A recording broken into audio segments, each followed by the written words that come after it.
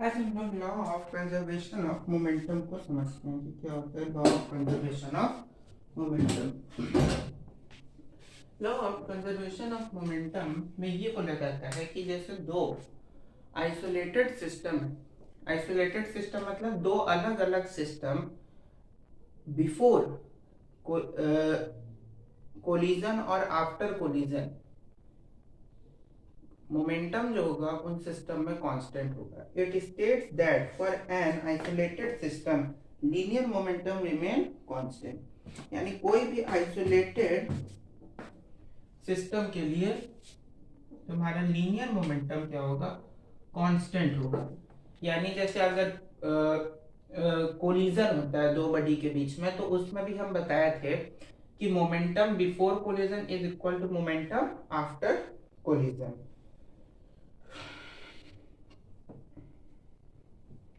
और कब तक वो कांस्टेंट रहेगा, जब तक कोई एक्सटर्नल फोर्स उस पर अप्लाइड नहीं होता। जब उस मोमेंटम पे कोई भी एक्सटर्नल फोर्स अप्लाइड होगा जिसके कारण उसका वेलोसिटी चेंज होगा, तब वो मोमेंटम चेंज हुआ करेगा, नहीं तो एज इट इज नहीं करेगा।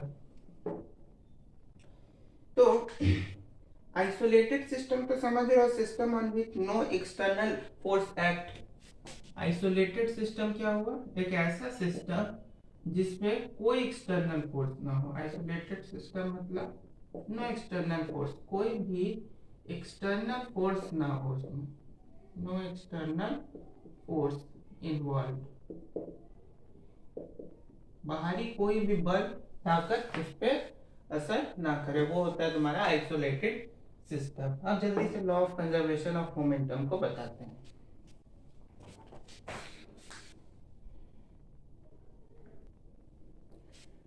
तो यहाँ पे एक आइसोलेटेड सिस्टम है जिसमें दो बॉडी ए और B U A U B velocity से मास मूव कर रहे हैं, जिनका मास है एम ए और एम बी, दोनों सेम डायरेक्शन में मूव कर रहे हैं।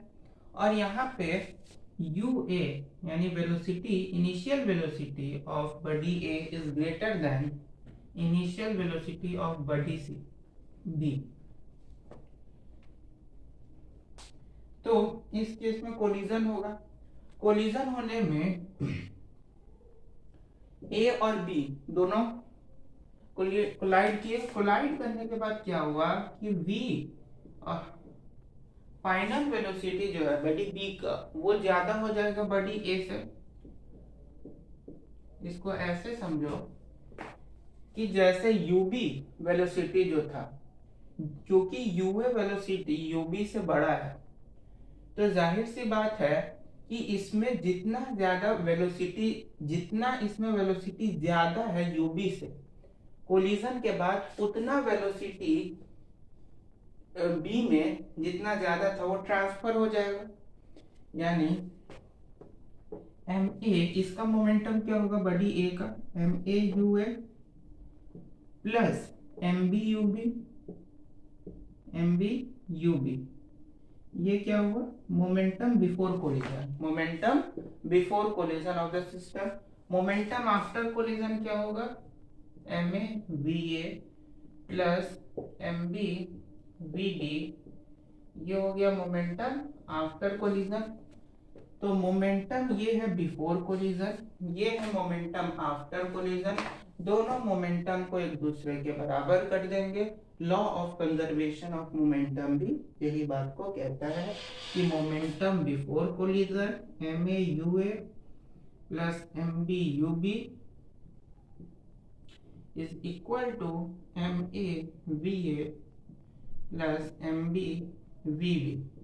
क्योंकि ना ही मास चेंज हो रहा है ना ही वेलोसिटी, इसमें जितना ज्यादा वेलोसिटी था उतना वेलोसिटी बस ट्रांसफर हो गया है फाइनल वेलोसिटी ऑफ बी में। जैसे यूए जो था, क्योंकि वो यूबी से बड़ा था, तो मान लो इसमें जो वेलोसिटी में जो चेंज है, मतलब जितना ज्यादा इसमें वेलोसिटी है उसको हम लोग के से मानते हैं कि इसमें इतना वेलोसिटी ज्यादा है। ये से क्यों डेल्टा वी ही मानते हैं, डेल्टा वी वेलोसिटी है, तो delta V velocity U A में ज्यादा है as compare to U B. As compare to U B. तो ये जो डेल्टा वी वेलोसिटी ज्यादा है, यही डेल्टा वी वेलोसिटी जो है तुम्हारा इस वीवी में ट्रांसफर हो गया। कोलिजन के बाद यही डेल्टा वी जो यूए वेलोसिटी में जितना ज्यादा था यूबी के कंपैरिजन में, वो फाइनल वेलोसिटी ऑफ बी में ट्रांसफर हो गया। और वहीं से law of conservation of momentum निकल गया कि momentum before collision is equal to momentum after collision. समझ में बात आ गई? तो ये कहता है law of conservation of momentum. यहाँ पे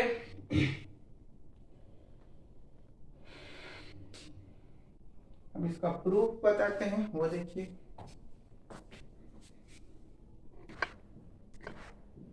चलिए अब समझते हैं प्रूफ। न्यूटन का थर्ड लॉ ऑफ मोशन क्या है? Every action has equal and opposite reaction. तो ए पे, बड़ी ए पे बी द्वारा जो फोर्स लगाया जाएगा, force on A due to B is must equal to negative of force B due to A. इसमें कोई शक? न्यूटन का थर्ड लॉ यही बोलता है every action has equal and opposite reaction. तो इस केस में समझिए, तो मान लो कोलिजन जो यहाँ पे हो रहा है, ये जो कोलिजन हो रहा है, ये डेल्टा टी टाइम के लिए ये कोलिजन हो रहा है। डेल्टा टी टाइम के लिए ये कोलिजन यहाँ पे हो रहा है। तो उस केस में क्या होगा? उस केस में अगर हम लोग इस दोनों तरफ यानी ये और ये इक्वेशन इसको 1 मान लेते हैं, इन इक्वेशन 1 में बोथ साइड जो है डेल्टा टी से मल्टीप्लाई करेंगे। तो मल्टीप्लाई करते हैं, F vector A B dot delta T is equal to minus of F vector B A dot delta T. ठीक है, तो force into time, force into time होता है मेरा इम्पल्स, और ये इम्पल्स लग रहा है बड़ी ए पे बी द्वारा। तो यहाँ पे ये क्या है? इम्पल्स किस पे लग रहा है? ए पे, किसके द्वारा? बी के द्वारा, माइनस जे ऑफ बी। अब इम्पल्स क्या होता है? Momentum, change in momentum is equal to impulse होता है। तो change in momentum is equal to impulse होता है, तो मोमेंटम में क्या चेंज है? ये। तो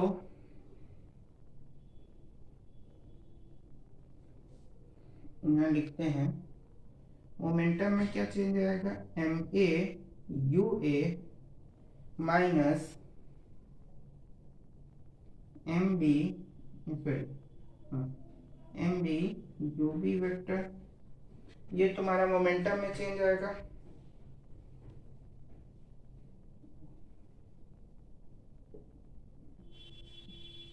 मतलब इनिशियल वेलोसिटी ए का क्या था? यू है, फाइनल वेलोसिटी ये है।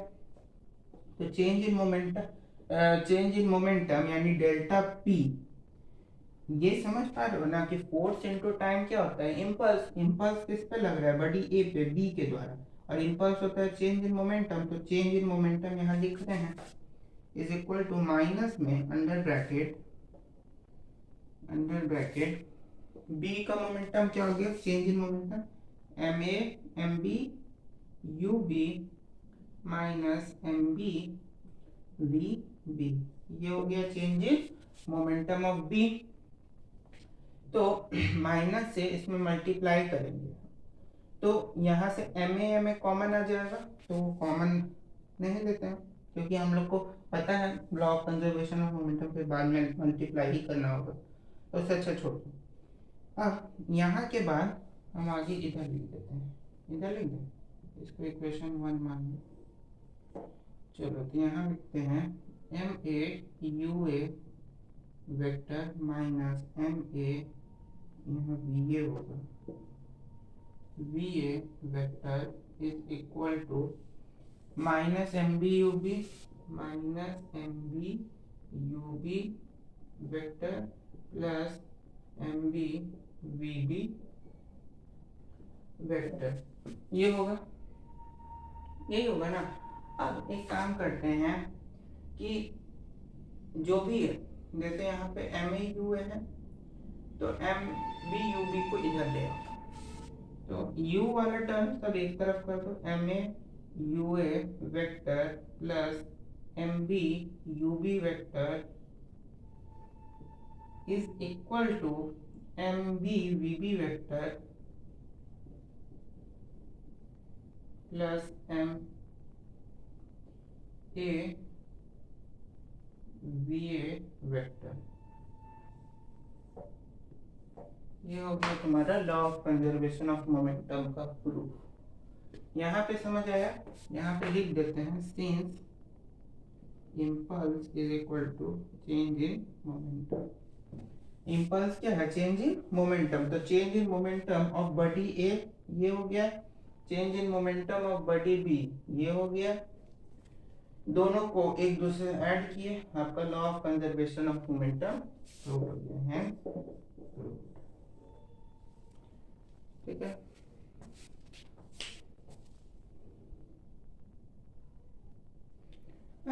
लॉ ऑफ कंजर्वेशन का प्रूफ देखते हैं एक चीज इसमें, यानी मोमेंटम को ही कंजर्व कैसे करें। सेकंड लॉ ऑफ मोशन से देखो, कोई भी एक्सटर्नल फोर्स जो लगता है, कोई भी एक्सटर्नल फोर्स जो लगता है, इस केस में एक्सटर्नल फोर्स जो है आइसोलेटेड एटम के लिए जीरो होता है। आइसोलेटेड एटम बोले, आइसोलेटेड सिस्टम के लिए एक्सटर्नल फोर्स क्या होता है? जीरो। तो एक्सटर्नल फोर्स अगर जीरो होगा यानी डी पी क्या है? चेंज डीपी क्या है? Differentiation of P with respect to time, यानी change in momentum with respect to time. तो यहाँ पे मेरा पी वेक्टर जो होगा वो क्या हो जाएगा? कांस्टेंट हो जाएगा, क्योंकि एक्सटर्नल फोर्स जो है वो मेरा क्योंकि जीरो है। तो एक्सटर्नल फोर्स अगर जीरो है तो यहाँ पे मेरा मोमेंटम कांस्टेंट रहेगा। मोमेंटम कांस्टेंट अगर हो जाएगा तो मानते हैं जैसे कि अगर इसमें इस सिस्टम में n पार्टिकल्स हैं तो उनका मोमेंटा क्या हो जाएगा? मोमेंटम का प्लूरल क्या होता है? मोमेंटा। जैसे n पार्टिकल है तो p1 पहले पार्टिकल का p1 मोमेंटम, दूसरे का p2, तीसरे का p3, चौथे का p4, ऐसे करते करते करते pn तक होगा, pn। तो ये क्योंकि चेंज इन मोमेंटम कांस्टेंट है, मोमेंटम क्या है? कांस्टेंट। तो जितना भी पार्टिकल्स होगा इस मोमेंटम कंजर्वेशन ऑफ मोमेंटम में वो सारा क्या होगा? कांस्टेंट होगा। उन सारे का ऐड क्या होगा? कांस्टेंट, यानी p1 plus p2 plus p3 plus p4 dot dot dot dot dot plus pn is equal to constant. सारे क्या होंगे? कांस्टेंट होंगे, क्योंकि इनिशियल एक्सटर्नल फोर्स क्योंकि जीरो है, आइसोलेटेड सिस्टम है, जिसके कारण मोमेंटम कांस्टेंट।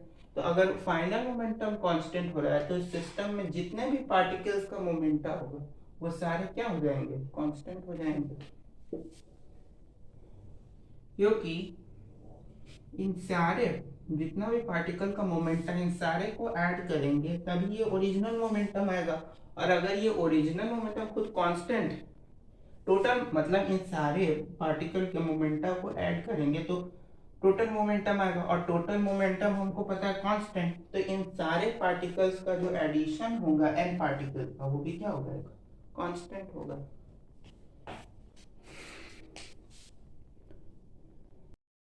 चलिए recoil velocity of a gun देखते हैं। तो रिकॉइल वेलोसिटी ऑफ गन को देखने के लिए एक गन को बुला देते हैं। देख लिए मेरे हाथ में गन आ गया। इस गन का, इसको थोड़ी देर हवा में रखते हैं इस गन को। इस गन का मास जो है कैपिटल एम है और इसमें से बुलेट फायर हो रहा है और बुलेट जा रहा है, उस बुलेट का मास है स्मॉल एम और v वेलोसिटी से वो बुलेट आगे की तरफ जा रहा है, और कैपिटल V वेलोसिटी से जो गन है वो रिकॉइल होके पीछे की तरफ, गन जो है रिकॉइल होके पीछे की तरफ जा रहा है और बुलेट जो है स्मॉल v वेलोसिटी से आगे की तरफ जा रहा है। तो इस गन का कोलिजन के पहले मोमेंटम क्या होगा? जीरो। तो रिकॉइल वेलोसिटी ऑफ गन क्या है? Momentum term of gun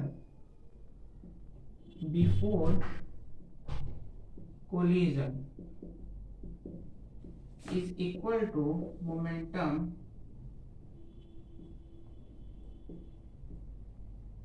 of gun after collision। समझ में बात आ गई? Momentum of gun after collision. तो बिफोर कोलिजन इस गन का मोमेंटम क्या है? 0। आफ्टर कोलिजन इस गन का मोमेंटम क्या हो जाएगा? गन का मास पहले लेंगे। गन का मास क्या? Capital M. गन का वेलोसिटी क्या है? Capital V. तो एम वी प्लस बुलेट का मास क्या है? कैपिटल स्मॉल एम, और बुलेट का वेलोसिटी क्या है? Small we.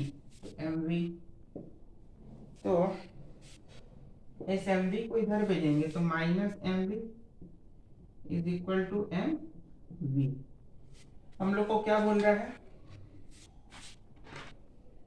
तो इस m को नीचे भेजो तो minus M V by M is equal to हो जाएगा is equal to V is equal to V. तो v is equal to small m by capital M और यहाँ पे v। तो यहाँ पे अब ये जो v है ये क्या है? स्मॉल v है। ये क्या है? स्मॉल v है। तो स्मॉल v का है ये क्या है? Required velocity of gun, required velocity of gun, और ये क्या है? Velocity of bullet.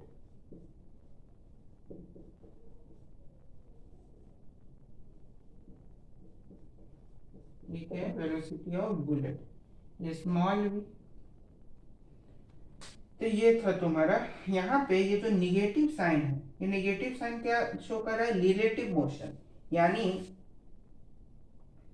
कि जो तुम्हारा बुलेट का जो स्पीड है और गन के रिकॉइल मतलब क्या होता है? पीछे होना। गन को जैसे फायर करते हो तो गन थोड़ा पीछे होती है, तो पीछे होने का जो उसका वेलोसिटी है वो दोनों एक दूसरे के अपोजिट है, दोनों रिलेटिव में। गन जो है पीछे है और ये भी है, तो दोनों रिलेटिव मोशन में है। तो रिलेटिव मोशन को ही ये माइनस साइन इंडिकेट करता है, यानी कि दोनों का वेलोसिटी जो है एक दूसरे के अपोजिट है। समझ में बात है? चलिए, गन जाओ।